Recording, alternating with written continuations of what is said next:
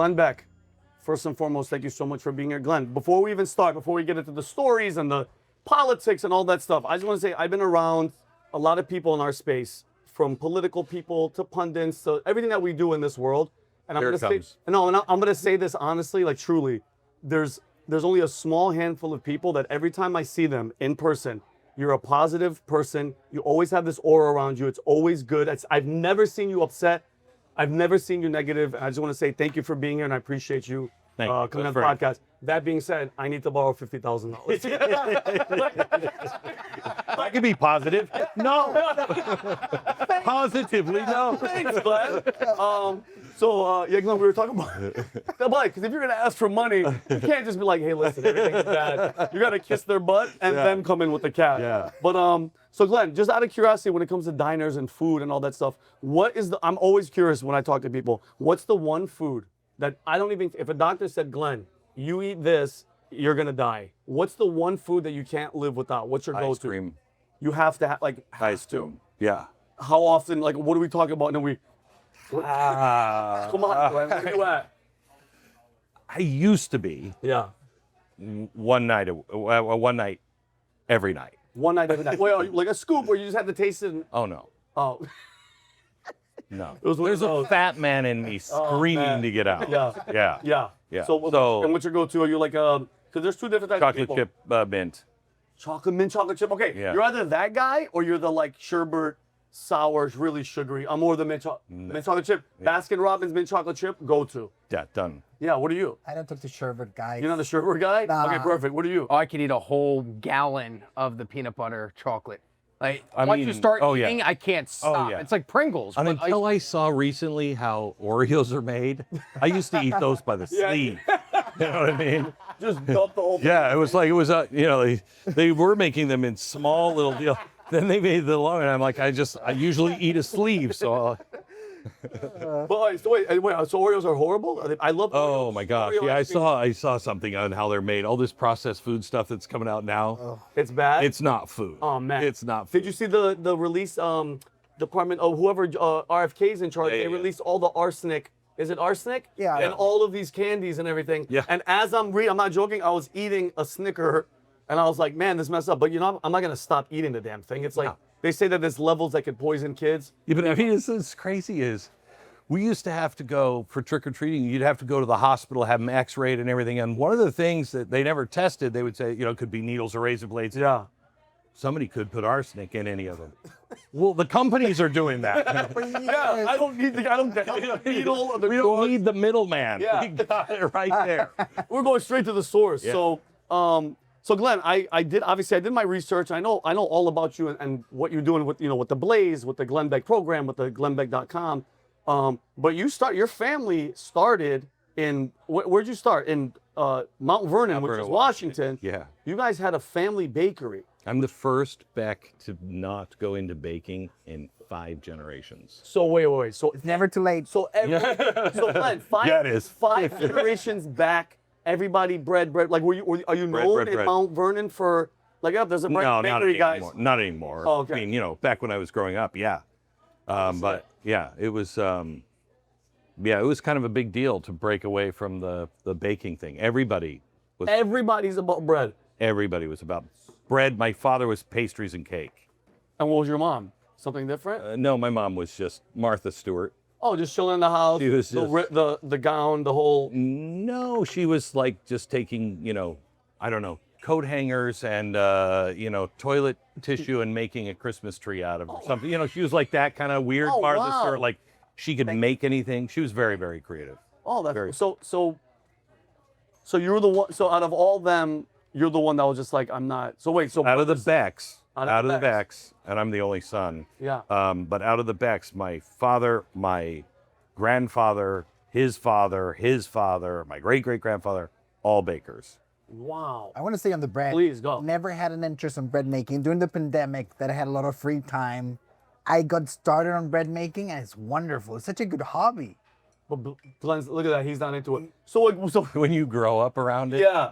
interest. I was gonna say, Glenn, I can imagine those arguments, like you making bread and your dad's like, Glenn, You called that sourdough? You stupid. It's a disgrace to the Beck family and legacy. No. Just hit it. Like, you call that pumpernickel? Yeah. Put that in there and get it pumpered. And your mom's like, don't hit him. Yeah, how was that like? So early mornings, so you guys came to the whole town? Yeah, so my father owned the bakery in town, and he would get up at 3 o'clock in the morning and make the donuts and the breads and everything else, and come home like at 6 o'clock at night. And I thought, I am never going to do that. I'm never going to do that. And then I went into radio, where I did mornings my whole life, and getting up at 3 o'clock in the morning. So it turned out to be the same thing without the food.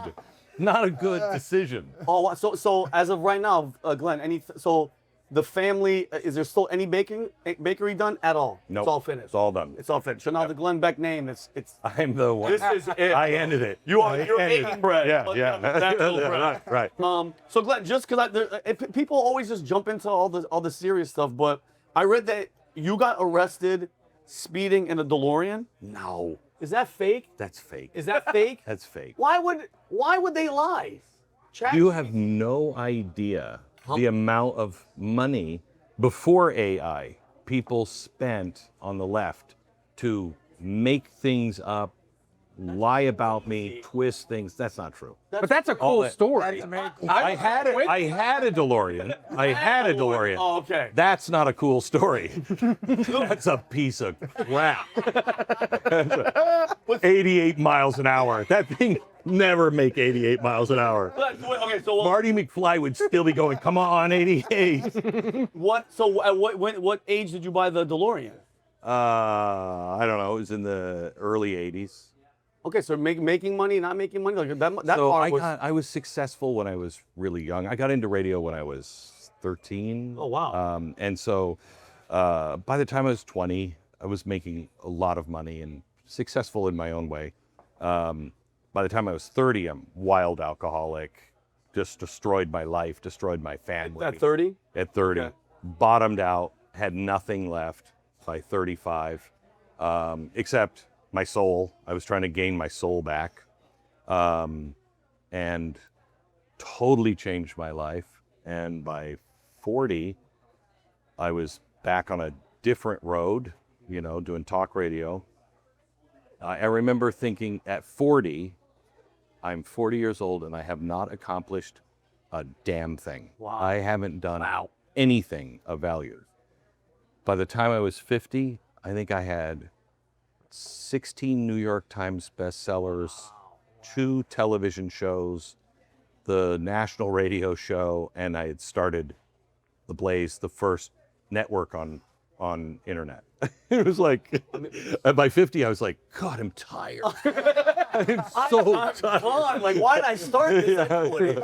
So Glenn, what was that moment? What was do you remember? Because I remember my moment when it comes to, because I'm almost 3 years, I'm 3 years going to be sober May. Congratulations. Thank you, sir. Thank you. May 28th.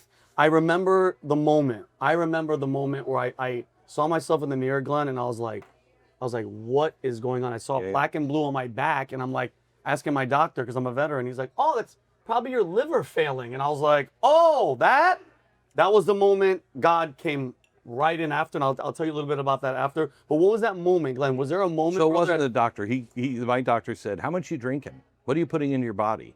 And I said, nothing. Yeah, not like science could figure this out. And he said, whatever you're doing, I give you another 6 months. And that didn't wake me up. Jeez. And 6 months later, I'm still alive, but still drinking. And I used to tell my kids a story every night. It was Adventures of Inky, Blinky, and Stinky, 3 little mice that lived on the island of cheese, and Thomas the cat was the villain. Okay. And they would take this marshmallow boat out, and they'd have adventures. And one day, my daughters came to the table at breakfast. It was Saturday morning, and they said, Dad, best Stinky, Blinky, and Stinky story yet. Tell it again. I didn't remember tucking them in. I didn't remember being with them. And I lied to them, and I said, you tell me. I want to see how much you remember. And my daughter was telling me the story back, and all I could think of is, you are so pathetic What is wrong with you? And that night I went to an AA meeting. Wow. And sober ever since. Ever since. How many years, Glenn? 30. Wow. Wow, Glenn. God bless. So is it still, so AA still going? Still No. constant, or you kind of? Yeah, it was life-saving for me, but then I got involved in my church and everything else, and that helped. That's my AA. AA is critical at the beginning, I think. If you don't do the 12 steps, you're not going to make it. Yeah. You're not going to make it. It's crazy that you're saying that, Glenn. I was invited from some people from work. I was such a good alcoholic. Not alcoholic, but Glenn, like I drank on Friday and Saturday and then Sunday and then Monday. I was so good at hiding because nobody would pay. People were like, no, he's not. He's fine. He looks. Because I was a fun drunk and I knew how to hide it. Yeah. But it just crept up, and it was at that moment where I was just like, that's it. Can't do it, and I got to move on. So High functioning alcoholics are a real problem. I'm a high functioning. oh yeah, alcoholic. you and me both, and nobody could ever Yeah, tell. you That was can't the life tell of the party. When you're doing business at, completely drunk, doing business, that is what stopped me from admitting I was an alcoholic. Because alcoholics are winos. Of course. They're losers. They can't do things. Look at me. I can still do things. Yeah.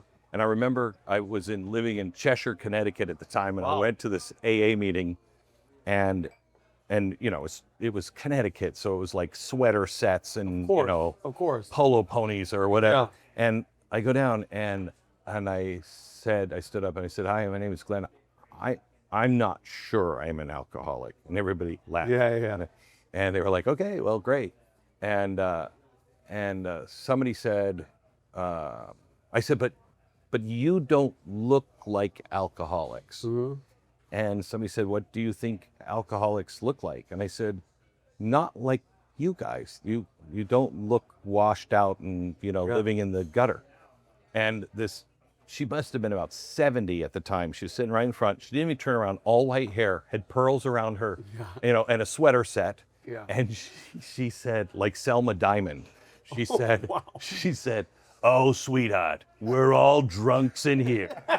Like, okay, you might not look the part, but the voice. I'm like, That's an alcoholic. I'm in the right place. Yeah, I walked into one. That's where I was going with the story, Glenn. I walked into one. This is by the grace of God. This is how my story, my path is.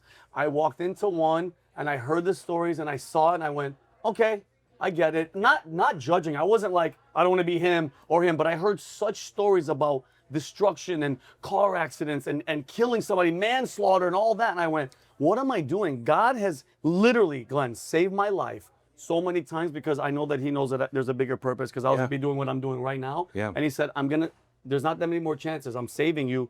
You better change your way. And it took me one meeting. And Humberto, I went to the office one day and I'm telling him, Glenn, about what's going on. He just stopped out of nowhere and goes, I'm going to quit drinking. And he hasn't drank for how long? I caught secondhand sobriety. Wow. Yeah. That's your question? You haven't had a drink since Well, the thing. 1 o'clock. Yeah. No. Vinnie and I were hanging out a lot, and then I just didn't want to be that guy drinking around him and whatever. I was like, Vinnie, I'm gonna quit. I had the hope that I was gonna lose some weight. It's not like that. Yeah. But yeah, I haven't touched a drink in how long? Like 3 months after you. Yeah. And So you're close. Oh my God! you. It's just it's been the best thing to ever happen to me. Do you think Good friend. were you working early morning radio when you were going through the alcoholism? Do you think that had anything to do with it? Because early morning radio, you're up at 3 a.m., you're done by 10 a.m. You can have some post-production stuff to do. Yeah. But realistically, if you're not doing an afternoon show, you're not doing any other side work, you're done at 10 o'clock. And living in Florida, I was doing morning radio in Tampa, where I know you were in FLA for years. And then that's where you started the syndication, was FLA. Yeah. You get done at 10 o'clock and then you go home and all the people that live in your apartment complex, they're all retired, they're all drinking, they're all hanging out. You slowly start to slip into that lifestyle. Was that had anything to do with it, or was it more? Another thing that was a mental gimmick is I wouldn't drink until 5. You told yourself, So like, wait. I'm not going to be that guy. 5 o'clock. Hey, if I can wait till 5, I don't have. I don't have a problem. okay, But I would gotcha. I would not go places that didn't have alcohol. So if somebody would invite, hey, you want to go blah blah blah. If it didn't have alcohol, nope, I'm not going. And I would stand in my kitchen by myself. The weird rule. Yeah. Okay. Stand in my kitchen and I would watch the second hand click. Wow. So it was 5 o'clock. And you're gone. Time to Drink. Then and there. Wow. Monique, are you coming in here? I am. Glenn, what would you like to order? What would you guys like? Can I just get a chocolate shake, banana chocolate Ooh. with real? She has to huck it all. No sprinkles. No sprinkles. No sprinkles. That's too far. Like, what do you? Oh yeah, like hey, everything else but no sprinkles. yeah. Okay. Chocolate banana. What are you getting? Jeez, I think I'm gonna go for the burger. Yeah. Why are you so I offended? don't know. Is it 5 o'clock? No, I have Wait, rules. I have rules. 5 double Yeah, cheeseburger. cheeseburger. Do Disco it. fries. That's it. Disco fries? Yeah, It's made of pickles? Disco. all of it. Disco. What the hell kind of? I am not. How do you want to cook? Medium. Disco fries are. Disco fries. Did you guys hear that? What does that mean? Are they dancing? Are they happy? What are you gonna get? Can I get the breakfast steak wrap? And can I do the loaded tater tots instead of the hash browns? Thank you. I'm gonna have the hotcakes, obviously, but I'll have the 2 eggs over medium and bacon, and that's it. See, if I'm gonna have calories, I'm just going. I don't want any Straight to nutrition. the hell. I get it. So Glenn, and you touched on it a little bit. So you start right out of high school. Well, you started 13. 18, you were on KAYK. Hang on just a second. You know what? What did have a role in my alcoholism is my mom. At that time, Okay. 13 years old, my mom commits suicide, and she was addicted to prescription drugs and alcohol.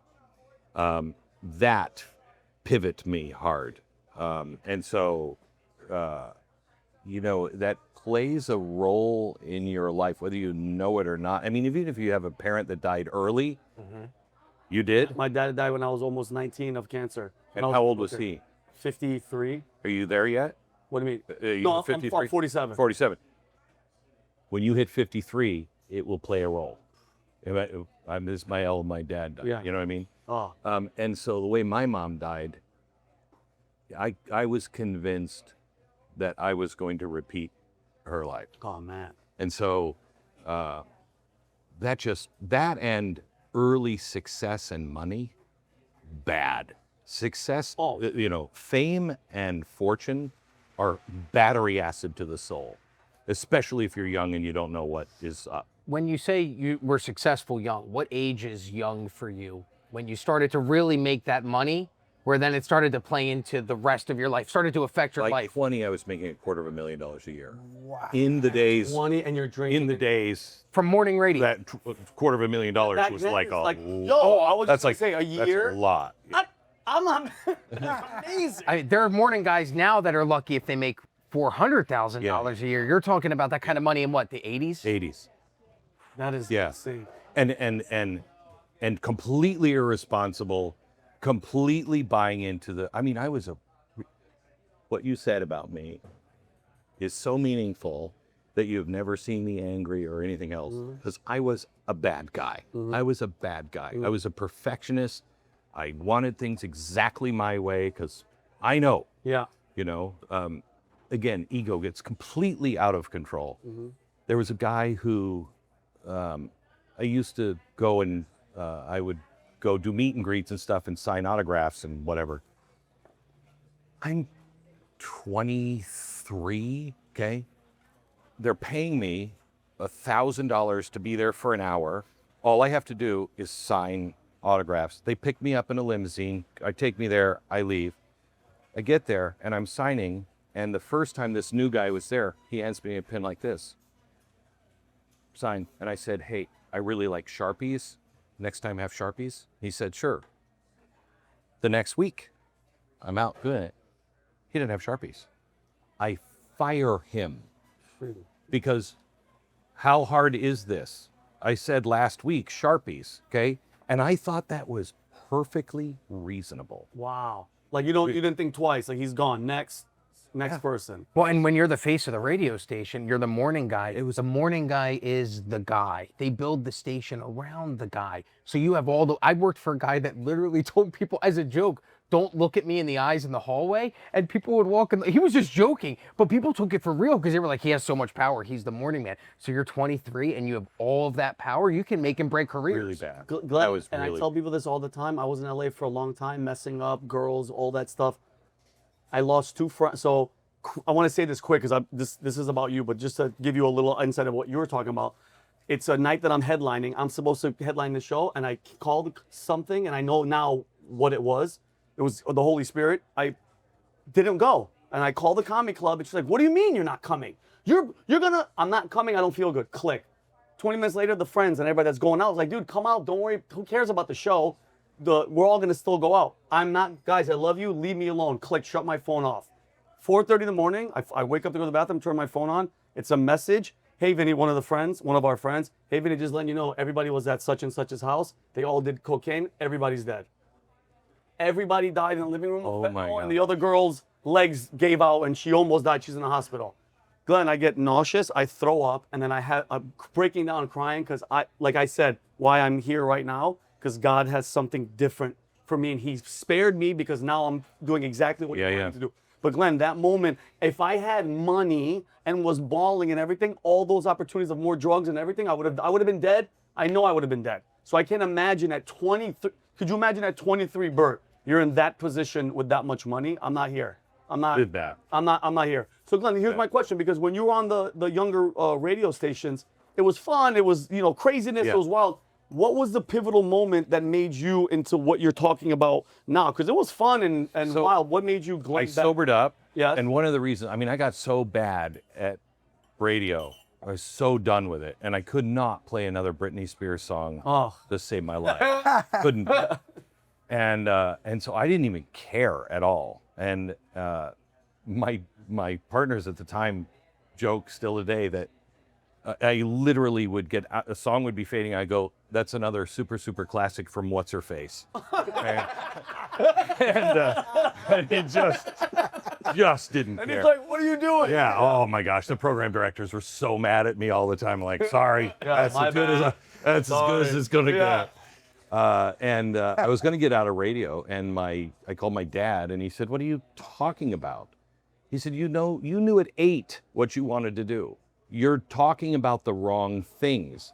Find things that interest you. Wow. And so I started talking about alcoholism, getting sober, getting clean, finding God, and then started having fun with it again. And I went into talk radio to make fun of talk radio. Perfect. And if you go back and listen to those early shows before 9/11, it was all just, poking talk radio hard. Yeah. Kind of like what I did at Fox, where I'm kind of making fun of cable news on cable news. Yeah, I love that. Yeah. And then 9/11 happened, and then everything got serious. And that's it. Everything is serious. So that's like the pivotal moment of just Because I knew, look, I had nothing. I had nothing left, and all I wanted was my credibility. And I remember making a promise: I will do whatever you say. I just want to be able to look people in the eye and say, "This is true," and they'll believe me in my own life. Not, I don't care about anything else. I want my family back, and I want them to believe me. And so I really dedicated myself to live his principles, live his way, and my career went. Like straight up. Within the first talk radio gig I did with my producer, we did 20 minutes, and this is in 98, maybe. And I look at my producer and I said, we're going to replace Dr. Laura. And he said, why don't we finish the first hour? And I we finished this hour. Let's finish the hour. Get done. We've done 20 minutes. Yeah. Let's finish the hour. Yeah. And I said, write it down. Trust me. We're going to replace Dr. Laura. In 2002, I get a call from Premier Radio Networks, and they say, we're replacing Dr. Laura. We'd like to talk to you about the position. Wow. And it just was like this. And I knew it wasn't me. And so I was supposed to syndicate January 1st, 2002. September 11th happened. Dr. Laura was not talking about it. She didn't want to talk about 9/11. And so all these stations were freaking out. And so they called me right after 9/11 and said, you got to go on the air Friday. And I'm doing comedy. I don't know anything. Yeah. I am not that guy. Yeah. And I spent my whole night on my knees going, Lord, you have the wrong guy. I don't know. And all I heard was, follow me. And so I got on the air that first day and I said, I don't have any answers for you. I have no idea, but I promise you I will find the answers. If you will put up with me as we learn together, Yeah. I'll find them. Wow. And so it became this And that was mission. and you've been on it. I mean, think about it, Glenn. Out of everybody in this space, no wonder why you're here. Because that type of truth, that type of honesty, and again, not saying that we know everything. You don't know everything. You have to ask the questions. You have to. I'm wrong a lot. That's what I'm saying, Glenn. Like, and because I've said this years ago, journalism, actual journalism, gone. It's us. It's up to you and all the people out there that are watching. You have to dig and find and search for the truth, and then finding people like us, like in this world, that will find all these things and try to piece it together and give our opinion. Yes. We're not political activists on CNN or like, hey, this is what you're supposed to. No. Here's the story. Here's what I feel. What do you guys think? And common sense, I think common sense has been so withdrawn from everything where it's like blatantly obvious in your face. It's like, what are we talking about? What happened? There's been such a disconnect of just what's real and what's just completely off. Everything is off. I think most times in human history, it's not good versus evil, right versus wrong. It's right versus almost right. Yes. Okay? Yeah. And almost right will take you in the wrong direction. Okay? But we're so far down the road of almost right, maybe right, that it is night and day. Yep. And that's where common sense comes back in, where you're like, I just have to ask, when did we stop calling that evil? Yeah. You know what I mean? Yes. Like, I really want to know. I would love to sit down with somebody who's honest on the other side and say, help me go back in time. Because I know 2010, you did not think it was okay to mutilate children, okay? Yep. It was not okay. Nobody thought that was okay. Period. So take me back from that moment and show me the evidence that you saw and how you came to the conclusion. I bet you most people, you remember there was a time when you'd wake up and it would just be a new term. Yes. And everybody was using it. You're like, what, when, happened? am I missing meetings? You know what I mean? What is happening? Yeah. What's the they, them? Right. Where was I? And so I think most people were just, oh, that's the new thing? Yes. And they didn't think, because what changed you? Yeah. Because there was no evidence that said, oh, you know what? It's really good to mutilate children. There's no evidence of that. There's no science. You could say, we believe this may be the right thing. That would be reasonable, Yes.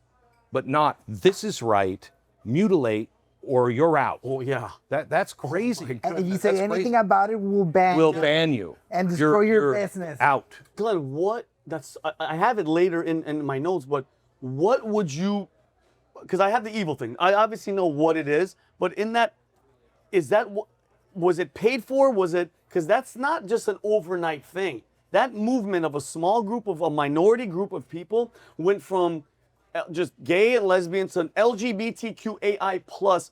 What force was behind it? Besides, I know what it is. I know it's the devil. But Glenn, what is it? I can't grasp the moment of where they're like, this is what we're gonna do. This is how we're gonna destroy them. So there's lots. I'm convinced that you will find, in the end, we'll find 30% of what America is spending on our budget. Yep. I'll bet you 30% is going to places none of us would want it to go to. Okay, graft, corruption, things that we don't agree with at all. Nobody agrees with. I get some more. I'll bet you 30%. Thank you. Okay? 30.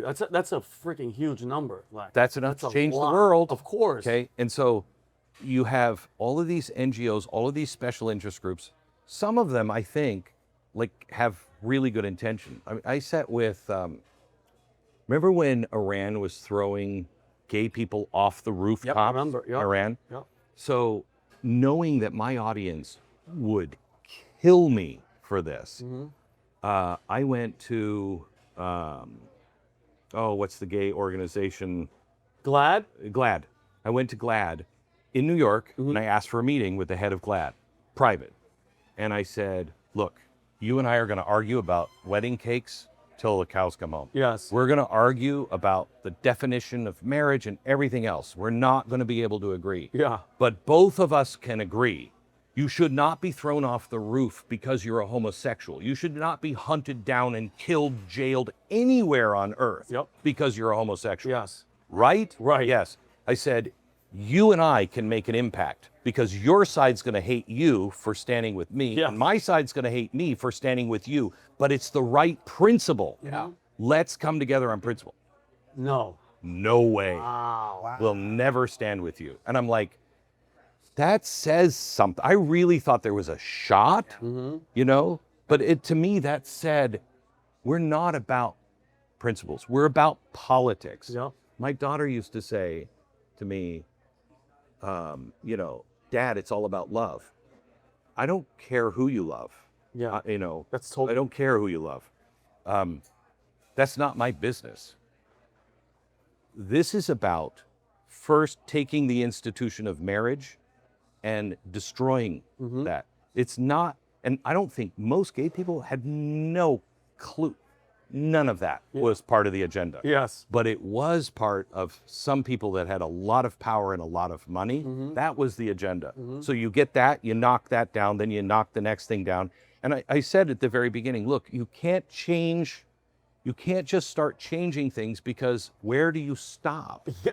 Pedophilia, if you say it's about love and it's your choice, then pedophilia has to be okay. Yeah. And that Yes. that's that slippery slope We're argument. pushing for it. They changed their name. They changed Yes. the maps. Yes. Yeah. I just saw Okay. another girl somewhere overseas. She's explained, she's like, it's not their fault that they want little kids. You have to understand that's just how they're made. No, they're not. And if you're in that position, then guess what? And You might have to get castrated to stop And yourself. if you are made that way, there are certain societal rules that separate us from animals. Yes. Animal instinct is something that humans Yeah. rise above. Yes. You know what I mean? And that's where I think you get to the evil force is it just keeps going down. And most good people are like, that's not true. Because they can't imagine my friends being a part of anything like that. Okay. And so most people are not right. And then when it starts to happen, they're like, that's crazy. They're not for that. We're just for this. And it keeps going down and you get further and further down that road. And I think it comes a time where you're too deep in. You know, you either stop seeing it or you have too much of it that's now your life that you have to reject to be able to get out. You don't know how to get out of that. How do I stop that? Yeah. Does any of that make sense? No, it makes sense. And if you get into the practical reasons, if Americans knew the crisis, the birth rate crisis that we're going through, like in general in America, like we're not making babies anymore because all the incentives are in the wrong place. And we're thank Thank you so much. delicious. Thank you. It's good, right? Yes. Yeah. And we're killing our children Yeah. instead of encouraging birth. I mean, we have a huge, huge problem. And if you look at the progressive, I'm talking early American progressive goals, it was to wipe out the black race. Okay. And to do it through Planned Parenthood and Talked about- birth control. Yep. And they're on record. Don't let black preachers know what we're doing. Okay. And that's all there. And I don't think people believe that who are part of the movement anymore, but that's the genesis. You know, you can't start with Nazi style thinking and then not say, we are not that any way, shape, or form. They still have Margaret Sanger as, right? She's Okay. up there. She's So like, they're praising her. Right. That's like having Mengele. You don't, no. We reject all of that stuff. Then you could start again. They just drifted in. So that's still part of the stock. Whether people like it or not, it's still part of the stock. Oh my goodness. Nazi style thinking will give you Nazi level results. I might be wrong on the stat. I think 1/3 of Gen Z was murdered in the womb. 1/3. Wow. 1/3. We talked about it today. They're praising Gavin Newsom, $90 million towards Planned Parenthood. They're on stage. They're like, and you know their tactic is it's against women. It's a war on women. No, we're trying to save the baby that could This be from born. the same people who say that my child, my daughters, should go into a restroom or with a guy. Yeah. You know, look, you want your own bathroom, have your own bathroom. You want to do whatever you do. I don't care what you do. You're not putting yourself in this up. You can. I was just at a deal for freedom of speech the other day, and Alan Dershowitz was there getting a freedom of speech. And he was arguing for transgenderism that we have to be open-minded. And I don't care. You're a consenting adult. You're old enough. Whatever you do, that's your thing, man. Go for it. But you can't, involve children in it. The second thing is, you cannot force me to believe what you believe. Exactly. I have science on my side, and science can prove you're a man. Yeah. Okay? You can choose to be a woman, but you cannot choose to force me to believe Exactly that. you're a woman. That's Out of exactly it. out of respect, I can call you whatever. I can be nice. And I should be. Yeah. But I respect you as an adult. right. But it becomes authoritarian fascism when we are Forcing when we're language. forcing. I don't want to force my views on anybody. I don't want them to force their views. I agree. What'd you gonna say, Bert? No, compelled speech is probably just as bad as censorship. Oh, of course. Yeah, it's just as bad. You guys mind if we pray really quick? Sure. Dear Lord, bless the food we're about to eat and the hands that made it. Thank you, Lord, for this time together. Thank you for Glenn and all he's done and his mission and his words and his positivity, Lord. God bless him, his family. And for all the people out there today, Lord, that are struggling, please give them a little comfort today and let them know that you are Lord. In Jesus' name we pray. Amen. Amen. Amen. Good job. So, sorry. Take my hat off. It's okay. He's not going to get that mad at you. But sorry. it's a very He interesting. called me last night. He is pissed at you. He knew you were going to do that, the whole hat thing. Yeah, he's God. He knew. But I'm promoting him. Faith over So fear. Glenn, before you were doing the radio show and all that stuff, you were doing like any on stage performance stuff at all? Not until later. Till later on. Yeah. Do you miss any of that? Because Rob does stand up, I do stand up. Do you miss? I love live audiences. Oh man. There's nothing like people. I don't think can understand. It's surfing. It is surfing. You can ride the wave. You can feel it. You know, and you also know I'm about to be taken out. It is the greatest thrill ever. Yep. I'm telling you, Glenn, like I have a fear of flying because I've been on so many flights. I'm pretty sure you can attest to this. I tell people there is nothing like being up there thinking you're here and they go, wait. Because think about it, a live audience, people, like you could have an amazing set. I have half an hour. I know it kills, Glenn. I've done this 1,000 times. It kills. The wrong mix of the right one drunk person. I was performing once at the Comedy Store in Los Angeles, and it's like Mo Better improv. One of these rooms where the majority is black. I was on Def Comedy Jam, like one of the few non-black people on the show, and I'm up there. It's packed, all like 95% black people, and I go up there, Glenn, and I'm like, I'm gonna do great. And as I'm talking, this black girl stands up in the back and she goes, next. Like, my God. and everybody starts laughing at her, like at me and this. And I'm like, Glenn, drinking, everything. I go, who? And then she's wearing all yellow. I go, you banana looking. And then it was just all out war. And then she wanted to come and fight. So it's like, my God. she wanted to come too. Oh, I've been rushed on stage once in a lower room because the person was drunk and they wanted to fight. But there's nothing, like I said, nothing beats that.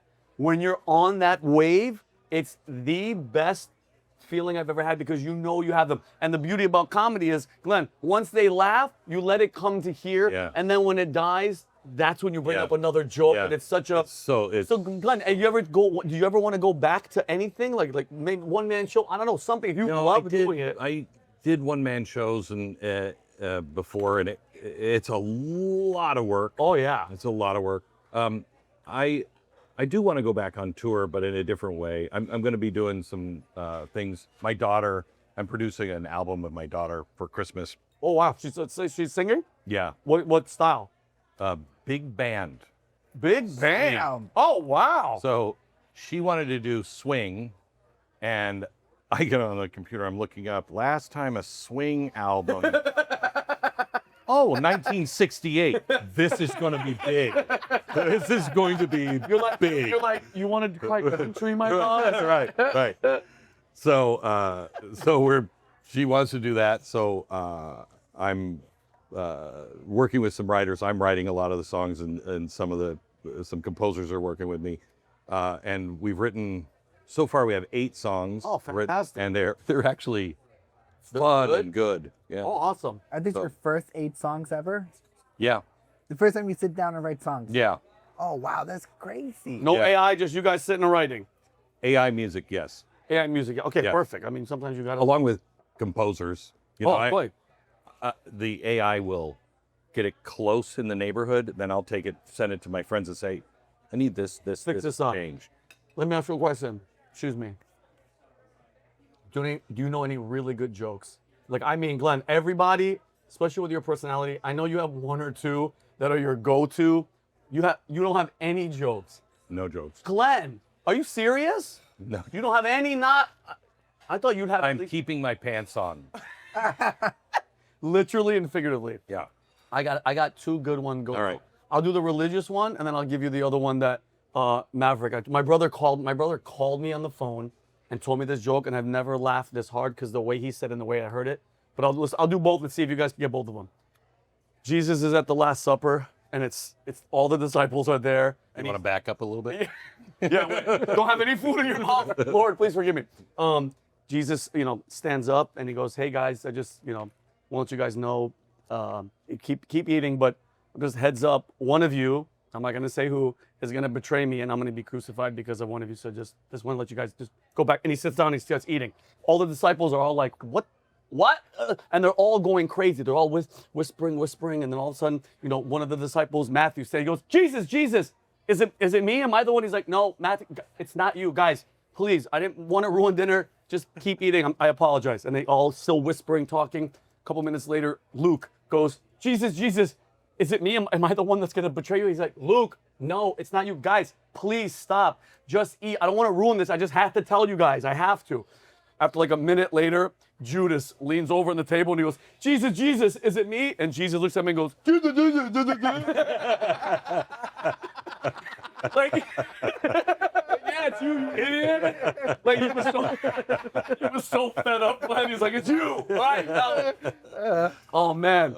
But it's funny, too, I'm watching The Chosen. Like, when I'm in the house, just walking around, Glenn, if I'm not reading the Bible, I'm listening to the Bible on the way to work, because I'm doing the Bible in a year. I'm listening to Billy Graham. I want to get immersed in it, right? And I'm watching that part in the Bible where, Judas is being Judas, and Jesus, he's talking and being cool. And it says even in the Bible, Jesus looks at him and goes, "Go do what you have to do." Like, he knows, Oh, yeah. he knows that you're the guy that has to go bring them to kiss me and say that I'm the one. Why do you think he killed himself? Oh, exactly, for the silver, right? The 30 things of silver. So, Yeah, but I mean, just being in that position, and I kind of feel bad for him in a way. Yeah. In a way, because he had to. That's what I'm saying. So I was thinking about that today, Glenn. I swear to you. It's like everything that happened, when people want to blame certain groups, it was written. The Old Testament said what somebody had to go through with all these emotions to get us to where we are. I have one more joke. And I'm going to forgive myself already ahead of time. All right. And then I want to really get I want you to know, you forgiving yourself is not bad. the same. It's not the same. I hope he forgives me. Because my brother told me this joke. So Maverick knows this joke really well. Guy's walking into work Monday morning, just crappy job, Glenn. He's just like, hates his life. He walks in, and as he's walking into the front door, 7:30 in the morning, he hears a voice in his head. And the voice goes, "Go to Las Vegas." And he's like, this is a sign from God. Quits his job, leaves. The boss is going crazy. He goes to the airport, buys a ticket. He's going to Vegas. As a plane's coming in for landing, the voice comes in his head and goes, "Go to the Bellagio." And he's like, "Oh my God, this is it. I can't believe it." Goes to Bellagio, gets dropped off. He's standing in the lobby. Voice comes back in his head after a while and goes, "Go to the roulette tables." And he's like, "Yes." Goes to the roulette table. He's standing around. People are gambling. The voice comes in his head and goes, "Bet 10,000 on black." And he's like, "This is it. This is it." 10 grand, puts it on black. The dealer rolls a little white marble. When it lands on red 23. And the voice comes in his head and goes, "Shit." I'm sorry, but hearing that in your ear, like on a phone, and you don't know where it's going, it's crazy. So, well, anyway, I was expecting you to have a joke. Do you have any really good ones, Rob? Can I say? You said you listen to Billy Graham. All day, every time. Did you get a chance to meet him? I didn't get the chance to meet him. I didn't. Did you? Yeah, we became friends the last 5-6 years of his life. The most amazing man you've ever met. He was so clear, and I was with him, and I was supposed to have a half an hour with him. We ended up spending all morning, all afternoon together, and we're talking about deep stuff, and talking about where the world is going and what's coming, and he about halfway through, he grabs onto my hand. He's like, "Can I ask you a question?" And I said, "Yes." He said, "Do you like P.F. Chang's?" Yes. we ordered P.F. That's Chang's. so We had funny. P.F. You're Chang's. expecting this like biblical. Yeah, like really. secret from Because God. he was so. We were this close the whole time, you know, Yeah. and he's so clear, and we were talking about such spiritual things, and then P.F. he grabs my hand. "Can I ask you a question? Yes. Do you like P.F. Chang's?" I love it. Did you say yes? Yeah. You can't say I love no. What a guy, though. Oh no, like And we've been getting secondhand like YouTube videos of him, and you get so much out of him. Like I listen to him in the morning, and it gets me going through a day. And another shout out, Bible in a Year. Have you listened to it? No. the Bible in a year. By the way, I want to show you guys my history. As you keep talking, Bert. Keep talking. It's Father Mike Smith. He goes through the whole Bible every year. Number one podcast. Yeah, it's been for 2 years. Look at that. And Billy Graham in the morning, just listening. And it's like, by the way, he's in front of all these, dude, thousands and thousands of people and just talking about, and it's engaging. He knows what he's talking about. He knows the Bible. He knows it. Amazing human being. He said we're after P.F. Chang's, we're just chatting, and he said, you know, everything I've done in my life, anything that didn't work, anything that was wrong, 100% me. Anything that worked, 100%. Wow. And he said, and if you live your life just doing what the Lord tells you to do, you can get to a place where he leans in again. I'm not afraid of dying. I have absolutely no fear of death. Now, the whole dying part does bother me. I don't want to talk about that He's part. like, getting to the death, I'm a little concerned about. But the actual dying. The death, I'm fine. Yeah. So Glenn, I read. Tell me if this is true or not. From Wikipedia, Google, ChatGPT. You're a collector of a lot of things. Yeah. Right. You have a copy of the Constitution. You have a bunch of. You have everything. Watches, cars, everything. Correct. Yeah. Not the Constitution. Copy of the first draft of the Declaration. The first draft of the Declaration. Yeah. Okay.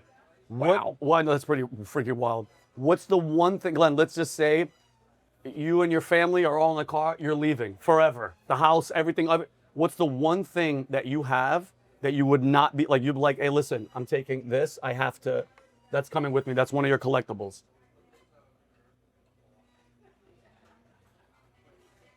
The most. It would either be George Washington's glasses or his compass. Oh wow! And where'd you get those? Auction. So the compass is the first thing I ever bought as a collector of American history. I was bidding against the ladies at Mount Vernon, and if I had known that, I would have stopped bidding because I thought, you know. But they had this great strategy. I found out later from the auctioneer. He said, as soon as it got up to an uncomfortable place for them, they said, "Oh well, we'll get it next time." Yeah, because they have such a long view. It's been around forever. It's gonna be around forever, so I get it. God. Let's get it. And then I have his glasses, which saved us from a second revolution. Why? He was, you know, the Congress had lied to everybody. They weren't going to pay anybody. Our money was worth garbage. All of these guys had been signed up and promised, we're going to pay you. We win. Think of this. Here are these farmers who have just become an army, and they defeated the British. Yeah. Okay, that's like us defeating SEAL Team 6. You know what I mean? Yeah. We're walking pretty high after that. We're like, we just killed them all. You know what I mean? Yeah. We're full of ourselves. So they say we're not gonna be able to pay. They go to Washington and say, dude, this is dishonorable. They have to pay. And he's smart enough to know, or else we're gonna kill them. Of course. So he rides into Philadelphia. He meets with Congress. Nobody's going to help pay them. One guy says, I will argue for you. I will keep this alive. I say, great. Could you write that down for me? Writes it down. Washington puts it in his pocket. He rides back to camp. The guys are all away from camp. He knows right where they are. They're in a meeting house, and they're meeting about we're going in to kill them all. And we're going to kill every member of Congress. And he walks in and he said, gentlemen, I know what you're preparing to do, and you must not do it. We didn't overthrow one tyrant to replace him with another. Wow. And nobody ever talked back to Washington. The guy was invincible. He had 6 white stallions on the front line shot out from underneath him. He never got a scratch, ever. He would walk off. There's coats with bullet holes through the coats. He never was hit by a bullet. Hats. Wow. Okay? People said, Talking about flat armor. oh yeah, I had him dead to rights. I fired. It didn't hit him. So people thought he was invincible. Wow. Also, the average man was 5'4". He's like 6'4". So he's a foot above everybody. He's a giant of a man. So he is, you know, he's the Tony Robbins of the day. Yeah. Just this banana hand guy coming at you. And everybody thought, this guy's never going to die. And he demanded and earned so much respect. You didn't get out of line with him. Well, they start arguing back. And one of them says, well, you were just there. What'd you get? Did you get anything? And he said, actually, I do have something. And he reaches in to his pocket and he pulls out the letter. And there's nothing there except I'm going to fight for you. Okay? And he reaches in. He realizes he can't read it because of his glasses. No one had ever seen him in his glasses. Only Alexander Hamilton. Alexander Hamilton was behind him. He's the aide de camp. And Washington looks at him. Give me my glasses. Wow. And Hamilton hands them to him.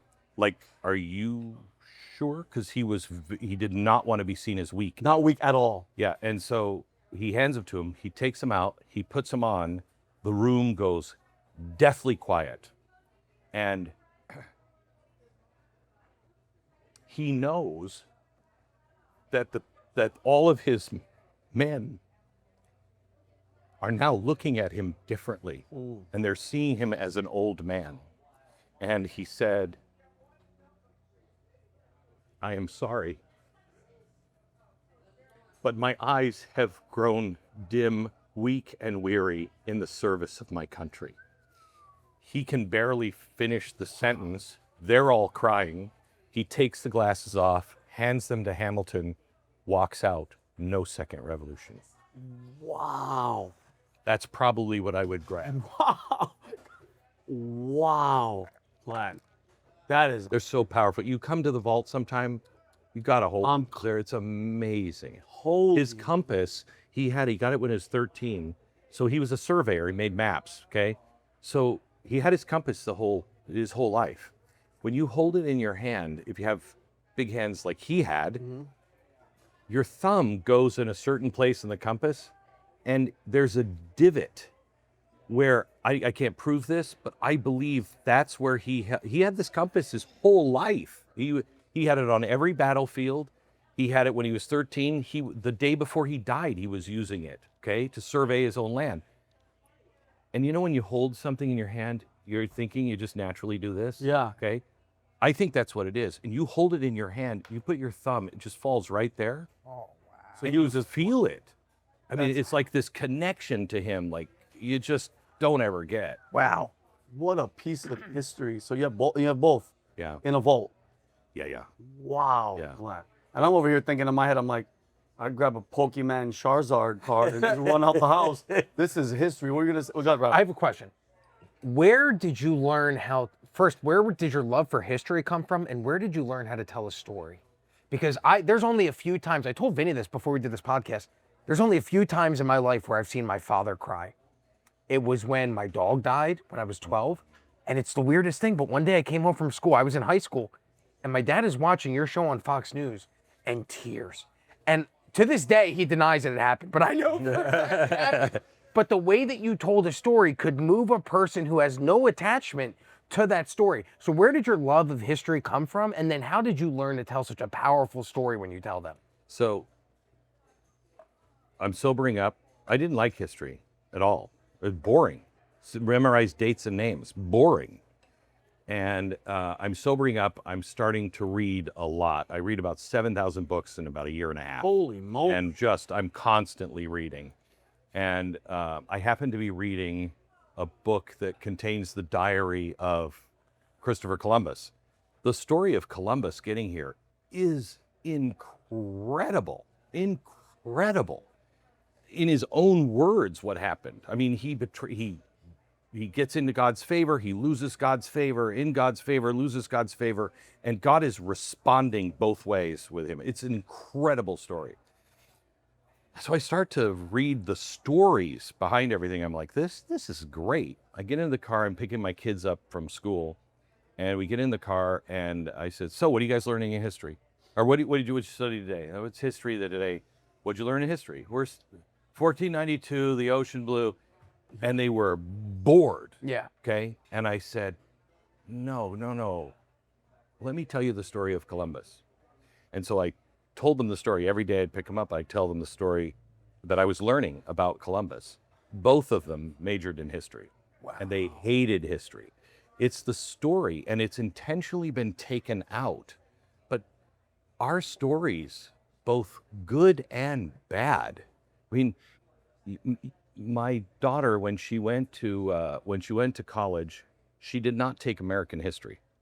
She said, Dad, you're so red, white, and blue. You think all American history is just all great. Mm-hmm. I said, no, I don't. But I hadn't concentrated on that with her. I had concentrated on filling in the gaps that they weren't getting.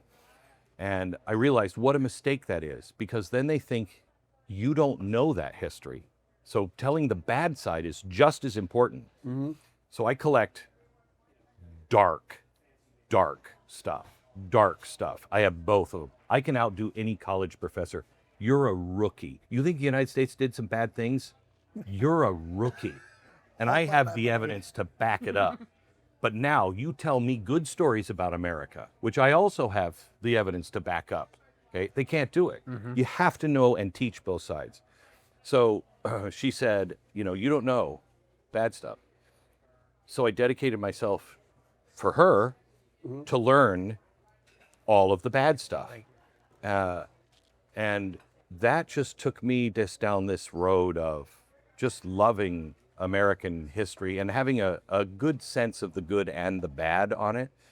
And storytelling, my grandfather, he was the greatest storyteller ever. Like, would he sit you guys around and be like, no. We don't know. My grandfather's such a good storyteller, and he was a con man too. I mean, he could. Oh, really? Oh, God, he was great though. He was great. And he would always say, let me tell you a story. This is absolutely true, verified by my grandmother. And when we tell a story about my grandfather, we always have to check with Grandma. And if Grandma isn't available, then we have to remember, do you remember hearing Grandmother say from the other room, Edward? Because that was like, stop telling those lies, okay? But one time they went to the state fair, the Iowa State Fair. My mom was very small. This is in the 1940s. And my grandfather wanted to be the first in the fair, first in, first out. We don't have to stand in line for anything. We're not gonna have to wait for the cars. Parks the car. They go in. They have a great time. My grandmother is like, he's like, get up, get up, get up, get up. Let's go, let's go, let's go, let's go. She's not happy about it. They go in. They get out. He gets into the car and he realizes they've packed him in behind and there's a ditch in front of the car. And my grandmother goes, happy, Edward? Glad we were here first? Okay. And my grandfather, all he said was, and if he would say this to you, you knew trouble was coming. He would just go, keep still. Meaning, do not deny the reality that I'm about to shovel, okay? And he looks and he says, keep still. He gets out of the car and half an hour later, he comes out with like 10 big guys, okay? He had a Packard. Have you seen a Packard? Yeah. Okay, big cars. Yeah. Before he left, he said, keep still to my grandmother. And then he took a sweater and put it under her blouse. Then he said, keep still. So now she's got like a sweater baby that she's about to give birth to. He gets the 10 guys, they come out, and they lift the car up over the ditch, okay, to get him out. Why we couldn't call an ambulance, I don't know, okay? But lift the car over the ditch, set it down, and my grandmother said she could only just look straight ahead because there was this one guy who was like, don't worry, ma'am, we're gonna get you there. We're gonna get you there. And she was just horrified. My grandfather, they're driving away, and my grandmother's like, that is the most reprehensible thing I've seen you do yet. And he said, what? We're going home. We didn't have to wait. Yeah. And they all felt they did a very good deed. Everybody. Everyone wins. Wow. Win-win for everybody. That's hard. Wow. Wow. Glenn. That's freaking awesome. Yeah. So Glenn, just really fast, because I want to end with two other things that I have. We talked about the faith stuff. We talked about the one thing about, just because I know you love history, you love America, you're red, white, and blue, like your kids talk about.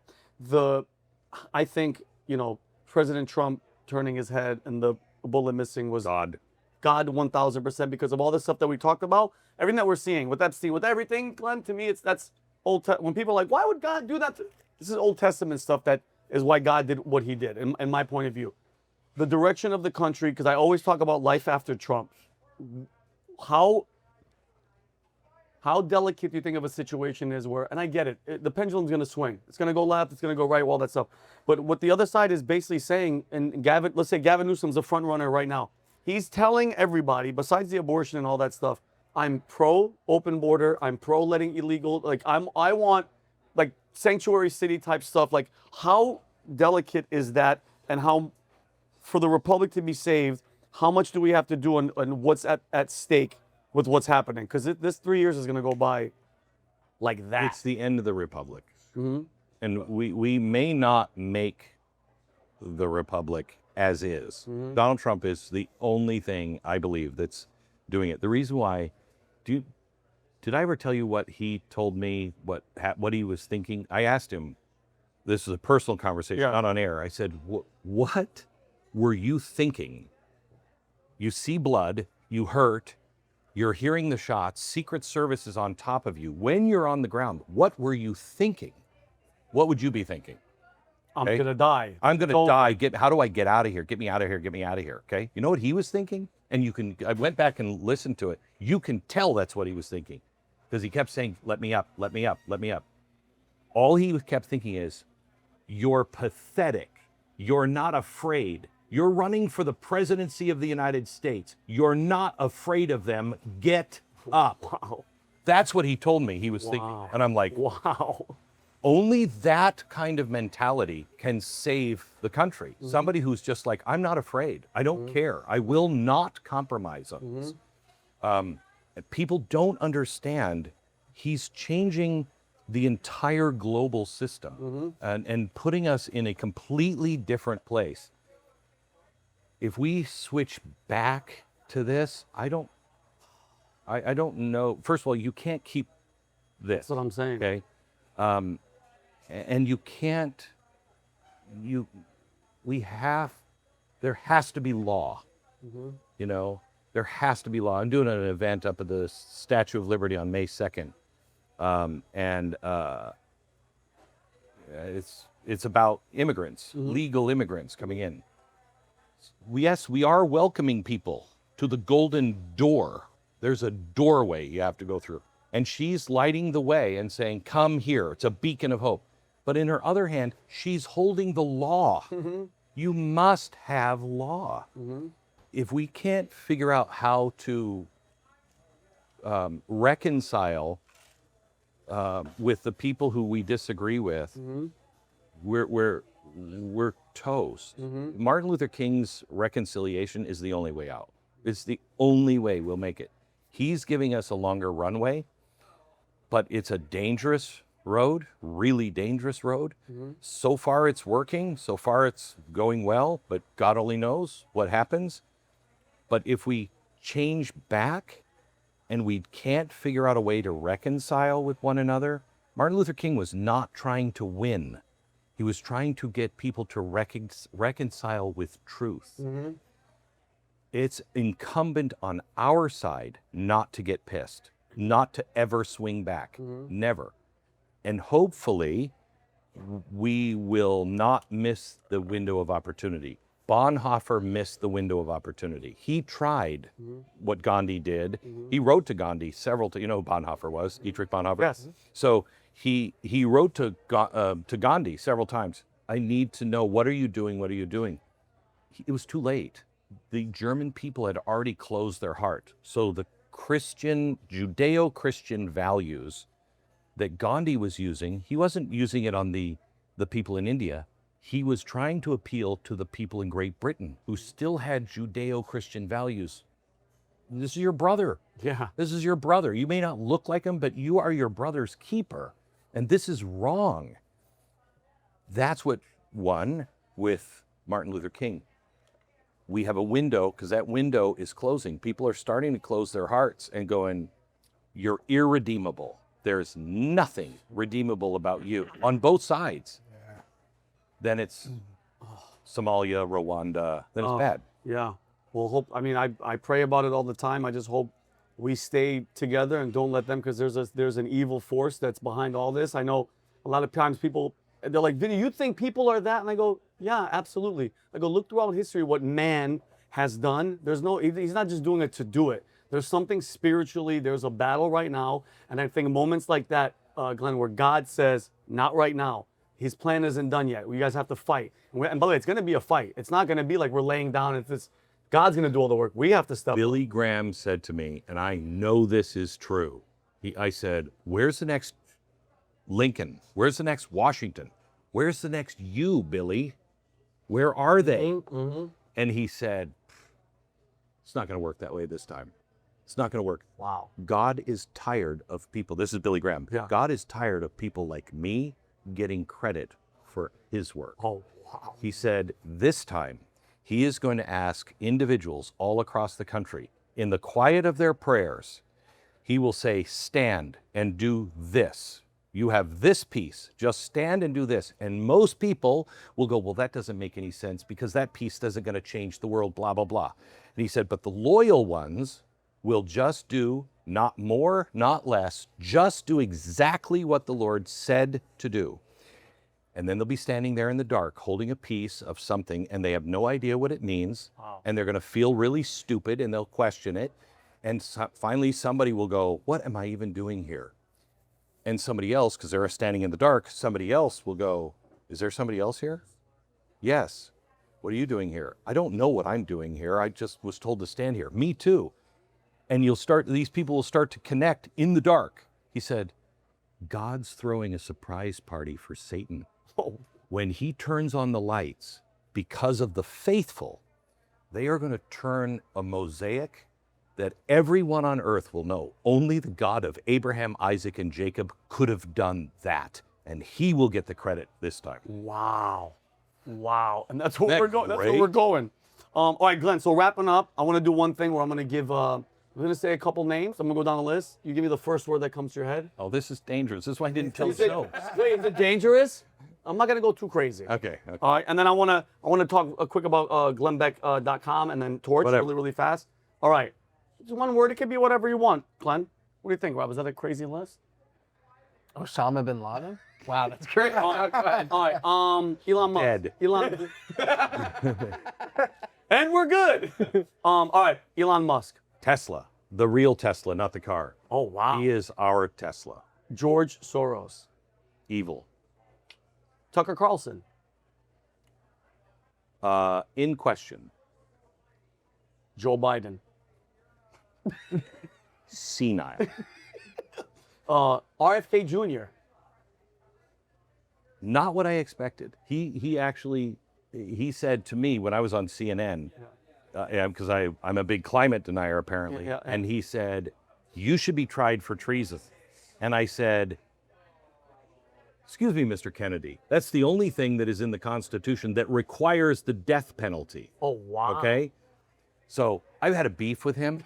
But I called him on it. He didn't remember it about 4 years ago. He wanted to come on the show, and I said, in person, yes, because I have few things to say. Oh great. And he said, I used to be very intolerant. Yeah. And I actually believe him that he has changed, and his work is unbelievable. Oh, for I am sure. so glad he's in. Absolutely. So what was the one word? RFK? Changed. Changed. Candace Owens.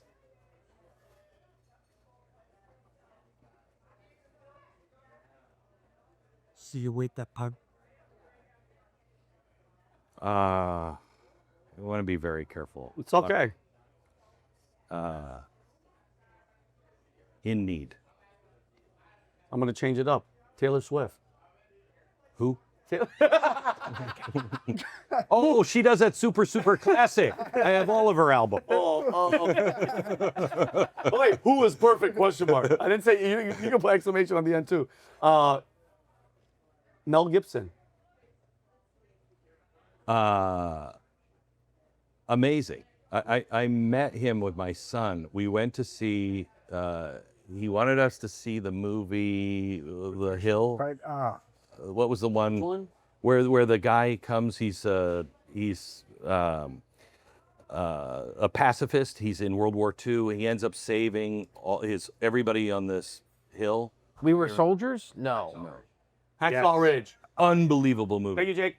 So we're going to see this with him, okay? And so crowds coming in, and we're sitting backstage with Mel Gibson and the guy who wrote Braveheart. And he is so nervous, and he's got a beard like yours, a little longer, and he's twisting it the whole time. He's just twisting his beard. And my son and I we're talking to him, and he's like, yeah, this is a big deal. This is a really big deal. This was his comeback. Wow. And after everything. after everything he went through, I think he's changed. So the word on him, I think, would be, redeemed. Oh, beautiful. I love it. Joe Rogan. Fascinating. Love that. LeBron James. Good. Basketball. Yeah, that's fine. That's fully fine. That's fully fine. I'm gonna do one more. Barack Obama. Can I use several words? Yes, you can. What's your... Better than his wife. All right. Okay, I'll take it. All right. So Glenn, before I want to give you something at the end, but can you please let everybody know, because we're gonna put everything in the description. Mav's gonna put something up on the screen. glennbeck.com. I got the login for everything, and I saw just your website. I did the menu. You have art. You have merch. You have live. Your website is a one-stop So shop. we're doing something now. I've just launched the Torch. I launched The Torch. So everybody, Torch. Yeah, Torch. I launched Blaze when nobody was doing live anything. Netflix was still sending movies in the in mail. DVDs. Yeah. And we said we could do a live network on television, trying to show people like you, everybody else, you can do this. The technology is here. Do this. Forget about the networks. And so I figured, last 5 years, I've been really bored because I'm like, okay, it's accomplished that. Yeah. So the next thing is really to take on education and to use the history library that we have and use technology and AI to be able to teach history that is accurate without any influence, not from me, not from anybody else, just the actual history in their own words. And by next year, Torch will have an interactive element to it. Right now we have George AI, but we are creating it. We'll give it a scenario and then ask the founders, what would you do? It has information, hard documents from about 1600 to about 1820.